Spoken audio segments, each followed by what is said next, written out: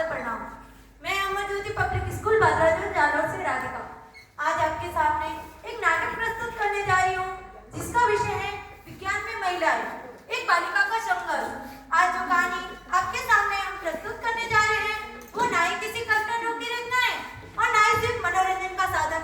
यह कहानी हमारे स्कूल की एक बालिका की, हमारे जालौर जिले के छोटे से कस्बे नीमला गांव की, ऐसे गांव की जहां एक गरीब किसान परिवार में एक बालिका ने अपनी दिव्यांग बालिका ने अपनी जीवन की कठिनाइयों, संघर्षों और सपनों के साथ मिसाल बनकर उभरी है। आइए इस नाटक के माध्यम से हम उस बालिका के सफर का अनुभव करें और समझ पाए कि सच्ची शक्ति वही है जो झूठी परंपराओं को तोड़कर एक नई दिशा की ओर जाने का साहस रखती हो। Scene number 1। बालिका ममता अपने मन में उमंग और सपना लेकर घर में प्रवेश करती है।